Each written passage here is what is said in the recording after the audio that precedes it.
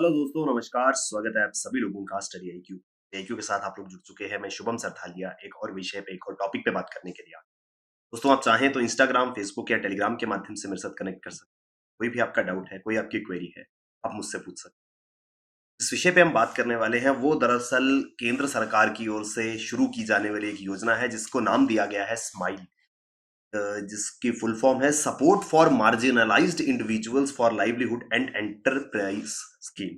यानी कि जो सीमांत व्यक्ति हैं, जो बिल्कुल मार्जिनलाइज्ड सेक्शन ऑफ सोसाइटी है, यानी कि जो बिल्कुल हाशिए पे रहते हैं, जो अपनी बेयर मिनिमम नीड्स को फुलफिल भी नहीं कर पाते हैं, उनको रोजगार देने के लिए, उनको आजीविका देने के लिए सरकार ये योजना जल्द ही शुरू करने वाली है। विस्तार से इस पूरी के पूरे आर्टिकल के बारे में यहाँ चर्चा करें। दोस्तों, अगर आप तैयारी कर रहे हैं सिविल सर्विसेज के, यूपीएससी के लिए आप प्रिपेयर कर रहे हैं, आपके लिए बेहतरीन स्मार्ट कोर्सेज studyIQ.com या studyIQ की ऐप पर अवेलेबल। डेफिनेटली इन कोर्सेज में एनरोल करें। तो स्माइल योजना, it is aimed at rehabilitation of persons engaged in banking and providing support to transgenders. तो इस योजना के तहत जो बिल्कुल मार्जिनलाइज्ड सेक्शंस ऑफ सोसाइटी है, इसमें दो ग्रुप्स को आइडेंटिफाई किया गया है। एक वो लोग जो बेगिंग करते हैं और दूसरे वो लोग जो ट्रांसजेंडर्स हैं। तो ये दोनों ही सेक्शंस ऑफ सोसाइटीज ऐसी हैं जो बिल्कुल मार्जिनलाइज्ड कम्युनिटी में आती हैं, क्योंकि ये अपना गुजर बसर करने के लिए दूसरों से मदद मांगते हैं और इस वजह से इनका जीवन जो है वो काफी ज्यादा संघर्ष से भरा रहता है। तो इन लोगों को थोड़ा बेहतर जीवन मिल पाए, एक आजीविका का स्रोत मिल पाए, उस दिशा में काम करने के लिए सरकार जल्द ही ये योजना लाने वाली है। The scheme is to be launched soon by the ministry of social justice and empowerment. सामाजिक न्याय और अधिकारिता मंत्रालय द्वारा जल्द ही इस योजना को शुरू किया जाएगा। तो ministry of social justice and empowerment जो है वो नोडल मिनिस्ट्री होगी, वो इंप्लीमेंट करेंगे इस स्कीम को। ये स्कीम जो है वो दरअसल दो सब स्कीम्स का एक इनिशिएटिव है, जिसके अंदर दो अलग अलग सेक्शंस को, दो कैटेगरीज को इसमें एम किया जाएगा कि उनको बेहतर लाइवलीहुड दी जाए। तो जिन दो सेक्शंस को ये टारगेट करेगा, उसमें एक है ट्रांसजेंडर्स और दूसरे हैं बेगिंग। यानी कि जो लोग ट्रांसजेंडर्स हैं और दूसरे जो लोग भीख मांगते हैं, बेगर्स हैं, उनकी बेटरमेंट के लिए योजना है। तो इसको एक एम्ब्रेला स्कीम के रूप में समझ सकते हैं, जहां पर इन दोनों ही सेक्शंस ऑफ सोसाइटी के लिए वेलफेयर मेजर्स लिए जाएंगे, उनके हालात को सुधारने के लिए कल्याणकारी उपाय किए जाएंगे, ताकि वो थोड़ा सा बेटर लाइफ जो है वो गुजार सके। तो अम्ब्रेला स्कीम है। It includes comprehensive measures for both transgender persons and persons who are enacted in the act of banking. जो लोग भीख मांग के अपना गुजारा करते हैं, या फिर जो ट्रांसजेंडर्स हैं, उनके लिए कुछ कल्याणकारी चीजें यहां पर होंगी, ताकि उनकी लाइफ को थोड़ा बेटर बनाया जा सके। फोकस रहेगा इस स्कीम का सबसे पहले rehabilitation, provision of medical facilities, counselling, education, skill development and economic linkages. सबसे पहले तो उनकी पुनरावास की जरूरत है, रिहेबिलिटेशन की, क्योंकि मोस्ट ऑफ द केसेस में ये लोग वो हैं जो कि निगलेक्टेड पार्ट ऑफ सोसाइटी, जिनको शायद इनकी फैमिलीज भी एक्सेप्ट नहीं करती हैं। तो इनका पुनरावास, इनको इस बेगिंग के प्रॉब्लम से निकाल करके रिहेबिलिटेट करना जरूरी है। एक बार इनका पुनरावास होता है, उसके बाद इनको सबसे पहले चिकित्सक सुविधाएं, मेडिकल फैसिलिटीज दी जाएंगी, फिर इनकी काउंसलिंग होगी, परामर्श इनके साथ में किया जाएगा, ताकि इनको बताया जा सके कि क्या लाइवलीहुड अपॉर्चुनिटीज इनके पास मौजूद है। उसके लिए अगर रिक्वायर्ड एजुकेशन, ये लोग चाहते हैं कि इनको शिक्षा दी जाए, तो एजुकेशन, शिक्षा देने का भी प्रावधान है।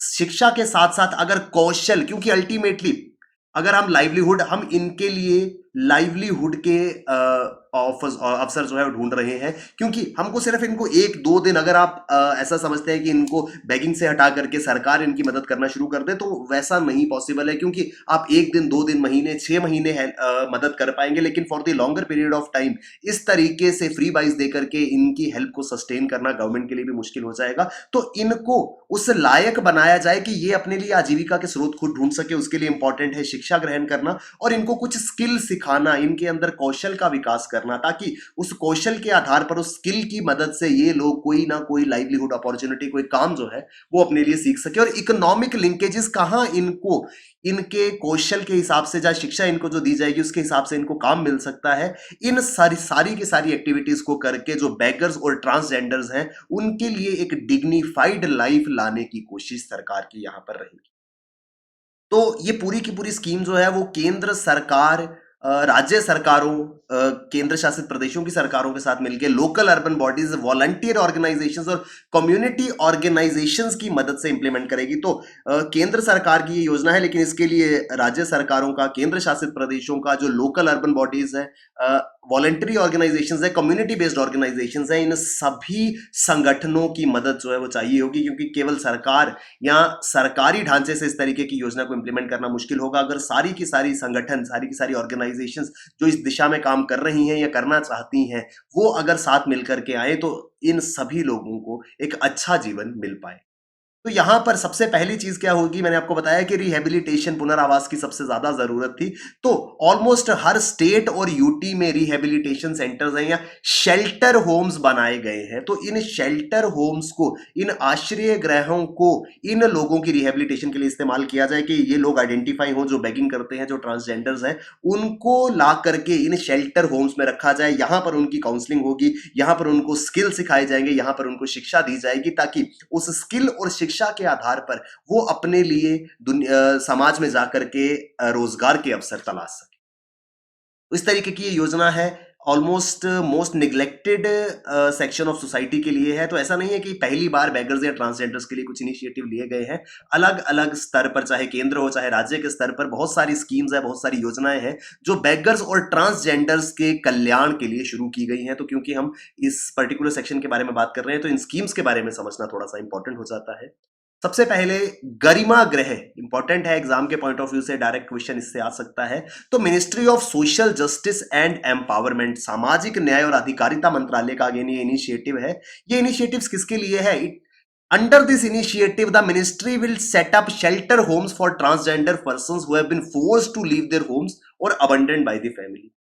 उन ट्रांसजेंडर्स के लिए शेल्टर होम्स बनाए जाएंगे, आश्रय गृह बनाए जाएंगे, जिनको या तो उनके परिवार ने निकाल दिया या उनको घर छोड़ने पर मजबूर होना पड़ा और अब वो दर दर भटक रहे हैं या अपने शेल्टर के लिए भी उनको प्रॉब्लम्स है। ऐसे लोगों के लिए आश्रय गृह, शेल्टर होम्स बनाए जाएंगे। ये इनिशिएटिव है ministry of social justice and empowerment का, इसको नाम दिया गया है गरिमा गृह।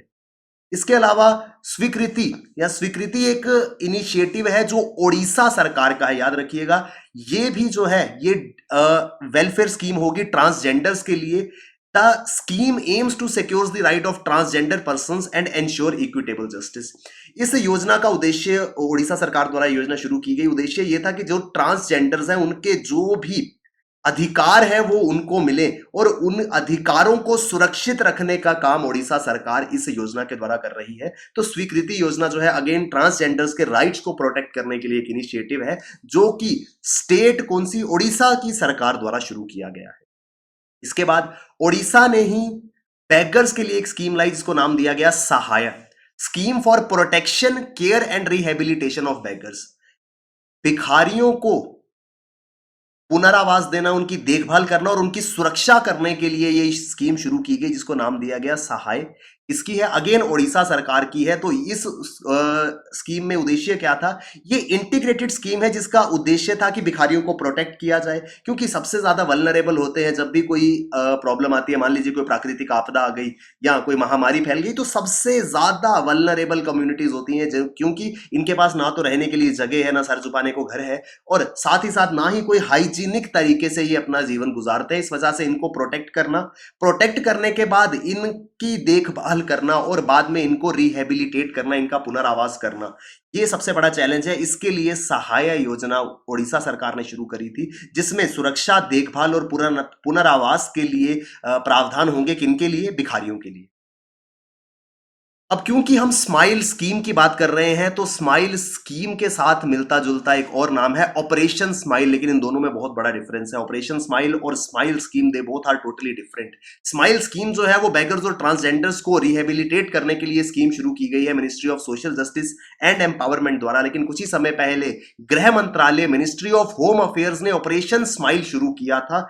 यहां पर उद्देश्य क्या था? To locate and rehabilitate missing children. वो बच्चे जो खो जाते हैं, अपने परिवार से अलग हो जाते हैं, उनको ढूंढने के लिए ऑपरेशन स्माइल चलाया गया था। इस योजना के तहत, इस ऑपरेशन स्माइल के तहत गृह मंत्रालय सभी राज्यों की पुलिस के ऑफिशियल्स को एंगेज करता था in various actions to identify and rescue missing children and reconnect them with their families। तो जितने भी बच्चे जो लापता हैं, जो खो गए थे, उनको ट्रेस किया जाए और उनको उनके परिवारों से मिलाने के लिए ये पूरे की पूरी इनिशिएटिव को चलाया गया। इसको नाम दिया गया ऑपरेशन स्माइल। तो क्योंकि दोनों में स्माइल आता है, तो इन दोनों के बीच का डिफरेंस समझना जरूरी है। स्माइल स्कीम जो है वो बेगर्स और ट्रांसजेंडर्स के रिहेबिलिटेशन के लिए है, वेरस ऑपरेशन स्माइल जो है वो खोए हुए बच्चों को वापस उनके परिवार वालों से मिलाने के लिए एक इनिशिएटिव।